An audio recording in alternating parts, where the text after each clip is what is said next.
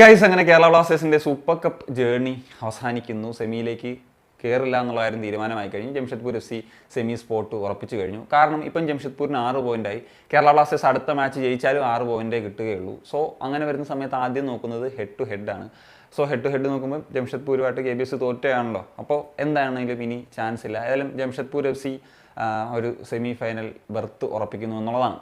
Anyway, ഇനി ഈ ഒരു മത്സരത്തിലേക്ക് വരുന്ന സമയത്ത് സിംപ്ലി പറഞ്ഞു കഴിഞ്ഞാൽ ഒരു വിജയിക്കാനുള്ള ഒരു ആറ്റിറ്റ്യൂഡ്, ആ ഒരു ബോഡി ലാംഗ്വേജ് ഒരു ടീമിൻ്റെ ഭാഗത്തു നിന്നുണ്ടായില്ല എന്നുള്ളതാണ് ഏറ്റവും പ്രധാനപ്പെട്ട ഒരു കാര്യം.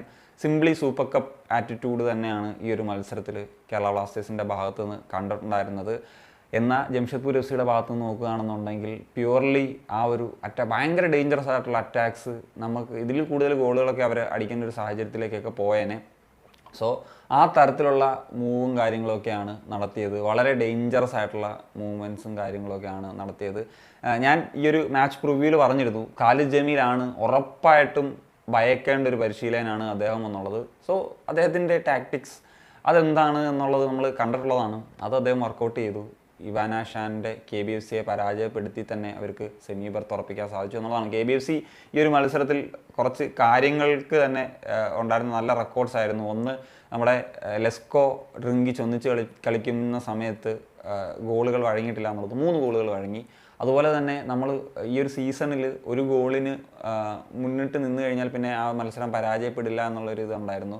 ഡ്രോ പോലും ആയിട്ടുണ്ടായിട്ടില്ല ഈ ഒരു ISL നോക്കുകയാണെന്നുണ്ടെങ്കിൽ. പക്ഷേ സൂപ്പർ കപ്പിലേക്ക് വരുന്ന സമയത്ത് ഒരു ഗോളിലാണ് നമ്മൾ മുന്നിൽ നിന്നത്. പിന്നെ നമ്മൾ തോക്കുന്ന സാഹചര്യത്തിലേക്ക് വന്നു. ഏതായാലും 3-2 എന്ന് പറയുന്നൊരു സ്കോറിൽ 2 ഗോളുകളും KBFC അടിച്ചത് പെനാൽറ്റിയാണ്. ആദ്യത്തേത് പെനാൽറ്റി തന്നെയാണ്, ഡെയ്സുക്കയുടെ ആ ഒരു ഇൻസിഡൻറ്റ്. എന്നാൽ രണ്ടാമത്തത് ലെസ്കോവിച്ചിൻ്റെ ഒരു സോഫ്റ്റ് ഇതാണ്. എനിക്ക് അത് അത്ര പെനാൽറ്റി ആണോ എന്നുള്ളതൊരു ഡൗട്ട്ഫുൾ ആണ്. സോ അതൊരു എനിക്കൊന്ന് സൈഡ് ലൈൻ റഫറി ആണത് വിളിച്ചിട്ടുണ്ടായിരുന്നത്. എനിവേ കൺഫ്യൂഷൻസ് ഉണ്ട്, ഒന്നും കൂടെ ഹൈലൈറ്റ്സൊക്കെ കണ്ട് നോക്കണം.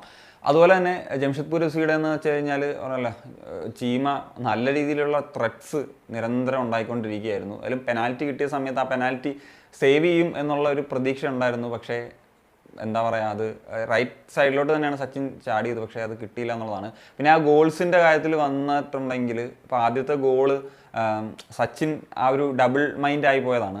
കാരണം അദ്ദേഹം ഒന്ന് മുന്നോട്ട് വരാനുള്ളൊരു ട്രൈ നടത്തി പെട്ടെന്ന് സ്റ്റോപ്പ് ചെയ്യുന്ന സമയത്ത് അദ്ദേഹത്തിൻ്റെ ആ ഒരു ബോഡി മൂവ്മെൻറ്റ് കറക്റ്റായില്ല. അതുകൊണ്ട് തന്നെയാണ് അദ്ദേഹത്തിന് ആ ഒരു സേവ് ചെയ്യാനായിട്ട് സാധിക്കാതെ പോയത്. രണ്ടാമത്തത് ഒരു അൺലക്കാണ്. അൺലക്കെന്ന് ഞാൻ പറഞ്ഞു വെച്ച് കഴിഞ്ഞാൽ അത് സച്ചിൻ സേവ് ചെയ്തിട്ട് അത് അദ്ദേഹം വീഴുന്ന സമയത്ത് അദ്ദേഹത്തിൻ്റെ ബോഡി തട്ടിയിട്ടാണ് അത് അകത്തോട്ട് പോകുന്നൊരു സാഹചര്യത്തിലേക്ക് വന്നത്. എന്നാണെങ്കിലും എനിക്ക് തോന്നുന്നു ഈ ഒരു അങ്ങനത്തെ ആ ഒരു ഗോൾസൊക്കെയാണ് വന്നത്. പിന്നെ പറഞ്ഞ പെനാൽറ്റിയാണ്. അങ്ങനത്തെ ഗോൾസൊക്കെയാണ് വന്നെങ്കിൽ കൂടി ഈ ഒരു മത്സരത്തിൽ വിജയം അർഹിച്ചിരുന്നത് ജംഷഡ്പൂർ FC തന്നെയാണ് എന്നുള്ള കാര്യത്തിൽ എനിക്ക് സംശയമൊന്നുമില്ല.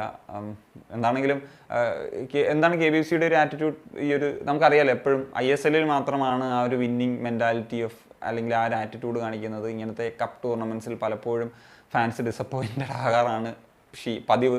അത് ആ ഒരു ശീലം മാറ്റേണ്ടതില്ല എന്നുള്ളതാണ് ഈ ഒരു മത്സരം കാണിച്ചിരുന്നത്. So that's it guys. അപ്പോൾ ഇത്രയൊക്കെ പറയാനുള്ളൂ. അപ്പം നിങ്ങളുടെ ഒപ്പീനിയൻസ് ഉറപ്പായും കമന്റ് ചെയ്താൽ മതി.